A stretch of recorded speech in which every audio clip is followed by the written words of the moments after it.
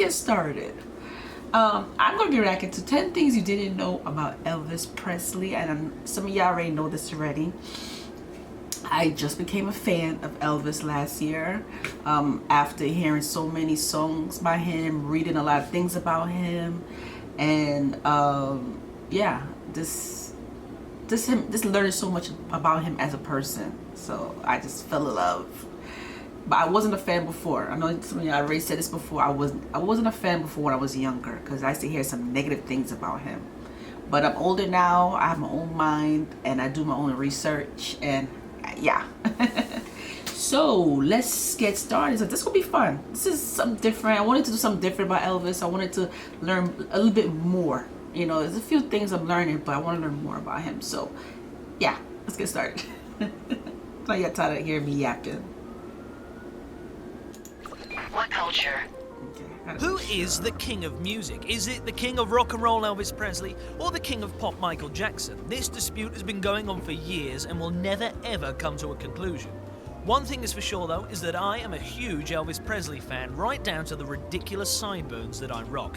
I'm Cal from What Culture, and here is 10 things that you probably didn't know about Elvis Presley. And Elvis was a natural blonde, by the way. I'm being generous, you can have that one for free. Number 10, he was a black belt in karate. I don't suppose you... Oh yeah, he was naturally blonde. What am I saying? He was. I saw baby pictures of him.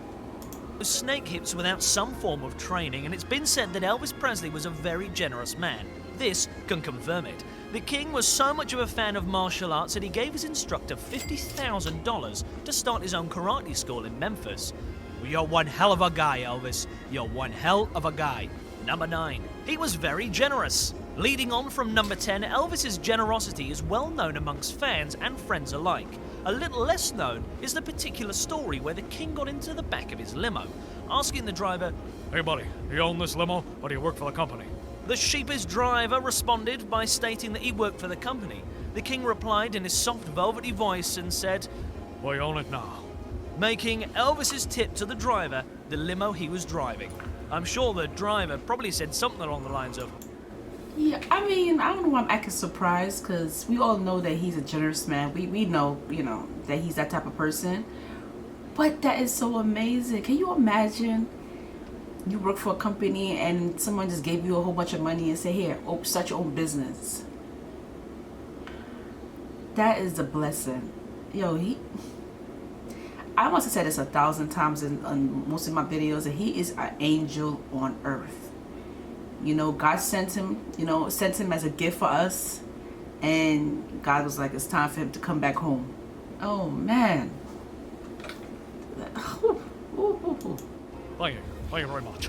Number 8. Queen had a tribute song for Elvis. One of the most iconic bands of all time, Queen, fronted by arguably the greatest vocalist of all time and greatest frontman of all time, Freddie Mercury, had their first US #1 hit with Crazy Little Thing Called Love in 1980. Little did people know, but Freddie Mercury actually wrote this song as a tribute to Elvis Presley. He wrote it in 10 minutes while sitting in the bath. God knows what he was doing in there. I guess the king got all shook up and from beyond the grave helped them get their first ever US #1. Number 7. Colonel Parker was a marketing machine. Colonel Parker was Elvis Presley's manager and second father figure, although many reports argue that whether the controversial Colonel's input was a positive or negative one. One thing is for sure is that the Colonel knew how to make money. I mean, there are some managers out there who will take advantage of their artists. You know, they'll act like they're, they care. But let's just keep it real. Sometimes it's all about the money, But I mean, Elvis' parents wasn't around. Well, they were, but from what y'all was telling me, that his parents had died when when his mother had died when he came back from the army. I think his father died a year after. Right? Am I right? So he didn't really have no family around. I think from what you was telling me, you told me that he had a twin brother, right? He had a twin brother, and his twin brother had died before he was even, I think he died when he was a baby or something like that. I hope I'm getting my story right. Please forgive me. Well, you'll correct me if I'm wrong. But Yeah, that's sad. It's sad. He didn't really have no family around. That's sad. Said that at concerts the Colonel would sell both I Love Elvis and I Hate Elvis badges just to increase the amount of money that he could possibly make. As the king of rock and roll started doing his concerts, he wanted to maximize the profit as high as he could. Actually, thinking about it, I make a killing on I Love Cal badges. Well, I suppose. Fine, I'll make I Hate Cal ones as well. Number 6. I don't know. You know, I'm not the type of person to judge people because I don't know his manager. I don't know nothing about him. I don't know about his personal life. But let's just keep it real. Like, he was taking advantage of Elvis. Let's just keep it real. Ugh. Graceland. You're more than likely aware that Elvis Presley's home is Graceland, and it's the most visited home in America after the White House. However, what you may not be aware of it is that he bought the Memphis mansion in 1957 when he was just 22 years old. He would use his 14-acre plot as his home for 2 decades. The graves of the king and his parents can be found at Graceland, and in 2006, George W. Bush became the first sitting president to visit Graceland. Number 5. Elvis bought Franklin D. Roosevelt's presidential yacht. In 1964, Elvis paid $55,000 for the 165-foot-long vessel that served as the floating White House from 1936 to 1945. After the president's death in 1945, the ship was decommissioned and the king bought it. However, he soon donated it to St. Jude's Children's Hospital, which in turn sold the vessel to raise money for... I always heard about St. Jude Hospital. Fun fact. My grandmother, she's been donating money to St. Jude Hospital for years. She said she's been doing for like almost 30 some years now. She still does. To this day, she's still doing it. I might start doing it too. But yeah, I'm always hearing about this hospital. The hospital. Elvis had one big heart filled with burning love, and even if that heart was wooden, God, I listened to too much Elvis. That's Elvis knowledge there. That's Elvis song knowledge right there.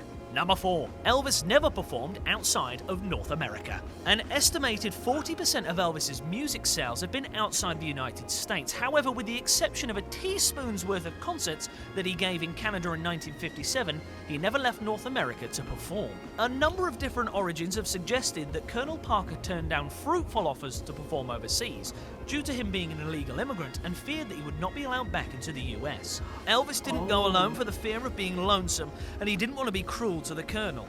I've done it again, I'm sorry. Don't be cruel, are you lonesome tonight? I can hear the I Hate Cal badge sales ringing. We've hit the top 3. Number 3, his... I never knew that. So he never performed outside. Wow. I didn't even thought of that. Like, wow. Okay. School life wasn't plain sailing. Unlike other music greats, Elvis was... That is such a nice picture of him. Look at that picture. Look at that face. Aww. wasn't a straight-A student, stating, I wasn't popular in school. I failed music, the only thing I ever failed. in school, Elvis entered a talent show and blew the roof off it, because nobody knew that he even sang. He was amazingly popular after that, and little did he know how popular he'd become with millions of fans, or 1 or 2 celebrity fans.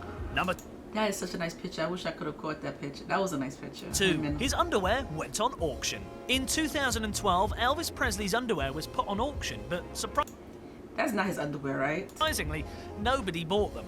Who knows why anyone would want to buy an old pair of pants, the King's or not.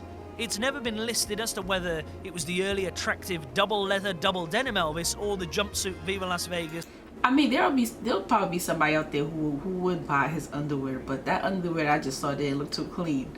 And first of all, how do we even know that was his? That could be anybody's underwear. It's so crazy because I know there are people who will buy certain things from celebrities. This is just weird. Just carrying a couple of extra pounds, Elvis. Either way, the undies didn't flog. Maybe you should have tried selling blue suede shoes instead of brown-stained skivvies. Number 1. He was once nearly kidnapped. In August 1977, just 2 weeks after the King's death...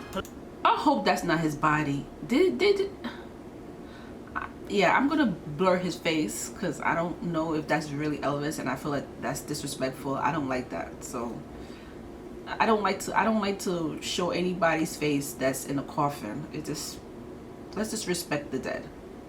Police were told by an informant about a plot to steal Elvis Presley's £900 steel-lined, copper-plated coffin and hold his remains for ransom. With this information, a police task force was assigned to watch the grave at Forest Hill Cemetery in suburban Memphis and successfully caught 3 men, Raymond Green, Eugene Nelson and Ronnie Atkins, snooping around Presley's grave. Just how the men were going to get through 2 concrete slabs and the solid sheet of marble that covered the coffin is completely unknown, since no tools or explosives were ever found. That also doesn't take into account how they're even going to lift the coffin without a forklift. So, fortunately that was stopped, but if they hadn't, Elvis may well have left the building. Do you know? That is so disrespectful that people would really do that.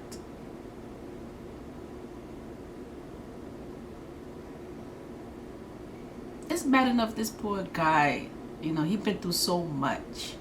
He left this earth and people would dig in his grave just to take his coffin. Like, whoa. And you know, it's so crazy because I always thought of that. I always thought that, you know, people like, you know, like celebrities that passed away. I always thought of people trying to like dig in their grave and try to get like their, you know, their jewelry or something off of them. You know, where they, you know, it's just weird to me that people would go that far. That's just sad. That's just sad. They should have like cameras, where somebody could always monitor his you know, his gravesite 24/7. Because that's just scary. I could imagine, and it's probably a lot of people try to do the same thing they're doing, but they just never got caught. They never succeeded, I should say, of course, you know. But it's just weird. But so that was fun. That was fun to learn a little bit about Elvis Presley. 10 things. So if you enjoyed this video, let me know. If you want me to do more of these type of videos, you gotta comment, but let me know. Because you know, of course I react to music, but I like to react to different stuff too. So comment below if there's any other video, not music, any other video you would like me to react to. I'll definitely do so. And leave the link. And yeah, and don't forget to subscribe to my channel. Subscribe is down there. Subscribe button is right down there. I'll wait. Oh, subscribe. And yeah, and I say I love you people. Y'all take care of yourself. Bye and peace.